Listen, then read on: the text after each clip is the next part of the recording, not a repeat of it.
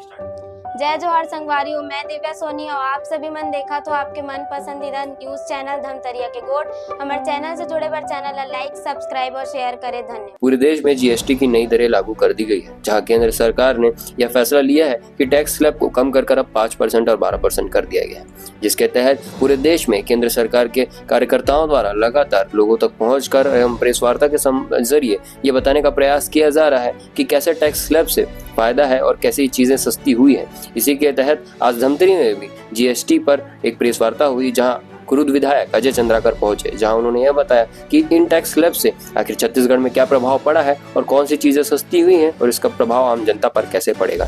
इसके तहत उन्होंने बताया कि जीएसटी की जो नई दरें आई हैं, जिसके तहत जो स्लैब आए हैं 5% और 12% के, उसमें स्टेशनरी से लेकर फार्मिंग के कई सामान सस्ते हुए हैं। वहीं इसका सीधा प्रभाव आम जनता की जेब पर पड़ेगा, जहां उन्हें मुनाफा होता दिखेगा और इससे मध्यम वर्गीय परिवार को भी काफी फायदा होगा, जहां इन टैक्स की नई दरों से एक तरफ व्यापारी वर्ग, वहीं दूसरी ओर किसानों को भी फायदा पहुंचेगा। उन्होंने आगे टैक्स पे चर्चा करते हुए बताया कि जहां एक तरफ कांग्रेस सरकार लगातार इसे का विरोध कर रहे थे, वहीं दूसरी तरफ आज ये कहती दिखाई देती है कि ये हमारे तहत ही फैसला लिया गया और हमने भाजपा को झुका दिया।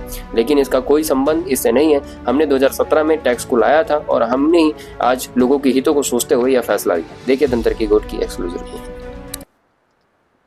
और भी कुछ लोग ये बोल रहे हैं कि यूरोपियन यूनियन के भी जो देश हैं उनसे भी आग्रह कर रहे हैं कि भारत के ऊपर 100% टैरिफ लगाई जाए।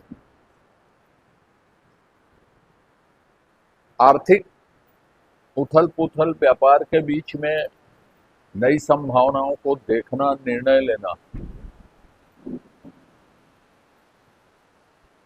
माननीय मोदी जी एकमात्र नेता हैं दुनिया के जिसने किसी भी महाशक्ति के सामने झुकने से इनकार कर दिया टैरिफ के मामले में, और एकमात्र नेता हैं जो चुनावी राजनीति या राजनीति से परे हटकर राष्ट्र हित में निर्णय लेते हैं। और राष्ट्र हित में निर्णय लेने का मतलब ये है कि मेरे ऊपर जितना दबाव डाला जाए, भारत को कोई झुका सकता नहीं। मुझे क्षति हो जाए तो भी भारत के जो लघु सीमांत कृषक हैं, जो लघु सूक्ष्म उद्योग हैं, फार्मा का जो क्षेत्र है, इनको मैं किसी भी सूरत में क्षति नहीं होने दूंगा। या कृषि के जो एलाइड सेक्टर हैं, दुग्ध उत्पादन के जो क्षेत्र हैं, अन्य क्षेत्र हैं, उनको मैं किसी भी सूरत में क्षति नहीं होने दूंगा। उन्होंने ये तय किया कि जो वर्तमान परिदृश्य है उसमें कर ढांचे को बदला जाए।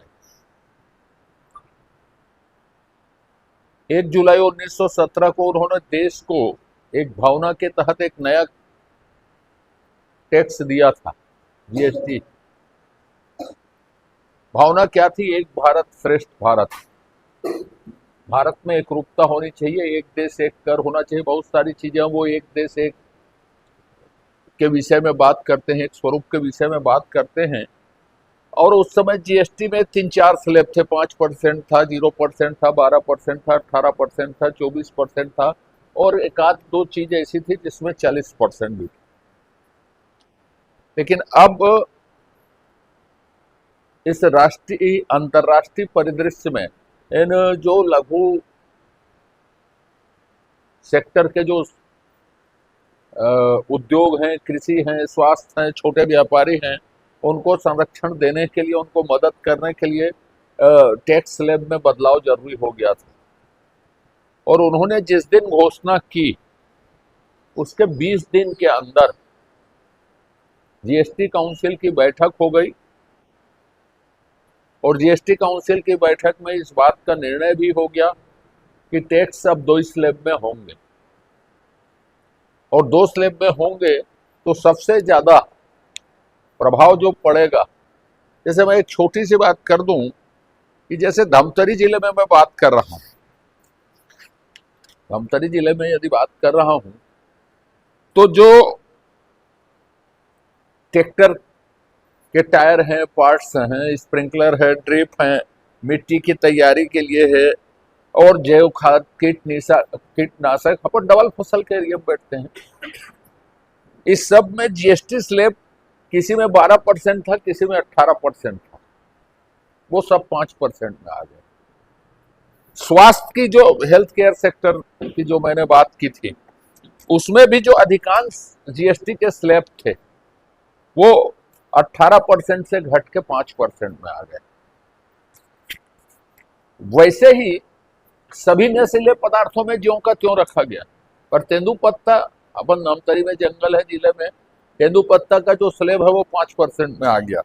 वैसे ही शिक्षा के क्षेत्र में जो ग्लोब है, पेंसिल, शार्पर के क्या बहुत सारी चीजें हैं, उदाहरण के लिए बताया, ये सभी स्लैब लगभग 12% 5% में थे, उसको 0% कर दिया गया। तो ये एक जो कर ढांचा था देश का, जिसको कांग्रेस गब्बर सिंह टैक्स बोलती थी, आज कांग्रेस ये कह रही है कि हमारे दबाव में इस टैक्स स्लैब को सुधारा गया कर। जब अच्छा होता है तो उसके समर्थन के स्वर निकलने लगे। जब पहली बार लगाया गया तो बोले कि मोदी जी ने गब्बर सिंह टैक्स लगाया गया। अब छत्तीसगढ़ में यह हो रहा है कि 18% की बढ़ोतरी हुई और लगभग हमारी जीडीपी का 40% जीएसटी से आता है। 18% जब जीएसटी में बढ़ोतरी हुई तो छत्तीसगढ़ सरकार को लगभग 6200 करोड़ रुपए का इंसेंटिव मिला। ये एक प्रभाव है जो विकास कार्यों में जिस पैसे का उपयोग होगा। और आज माननीय प्रधानमंत्री जी ने जो बात कही जीएसटी स्लैब में सुधार के लिए, 20 दिन के अंदर बैठक करके नया जीएसटी स्लैब देके देश को उन्होंने नवरात्रि का, दीपावली का उपहार दिया है।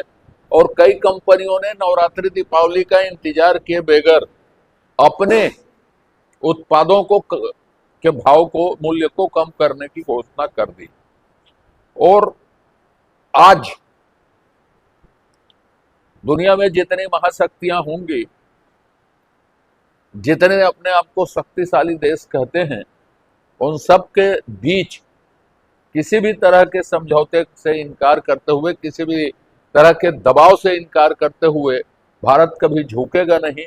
एक राष्ट्रीय भावना देश में पैदा की और एक मजबूती के साथ मोदी जी का नेतृत्व देश के लघु सूक्ष्म, शिक्षा, कृषि, इन क्षेत्रों में स्लैब में सुधार के बाद खड़ा हुआ है। और हम ये चाहते हैं कि निरंतर ये सभी उत्पादन के क्षेत्र, सभी कार्य के क्षेत्र, जो मोदी जी का सपना है देश के लिए, ये जो अमृत काल चल रहा है, जो शताब्दी वर्ष में 2047 में स्वतंत्रता के ये देश विकसित राष्ट्र बनेगा, उसके लिए हम सब मिलकर काम करें। और अभी चौथी अर्थव्यवस्था तो अपन बनी गए, कुछ 2 साल के अंदर हम तीसरी अर्थव्यवस्था, जर्मनी का स्थान भारत ले लेगा। और आज जो दुनिया में शक्ति संतुलन बन रहा है, तो मोदी जी का नेतृत्व एक वैश्विक नेतृत्व के तौर पर, मान्यता प्राप्त नेतृत्व के तौर पर उभर रहा है, जिन्होंने किसी भी महाशक्तियों के सामने भारत के हितों को दांव में नहीं लगाया। तो हम सब मोदी जी के इस आर्थिक सुधारों का स्वागत करते हैं। देश को एक नई दिशा मिलेगी, उन क्षेत्रों को नई दिशा मिलेगी जिनके कारण उन्होंने किसी भी महाशक्तियों के सामने झुकने से इनकार कर दिया।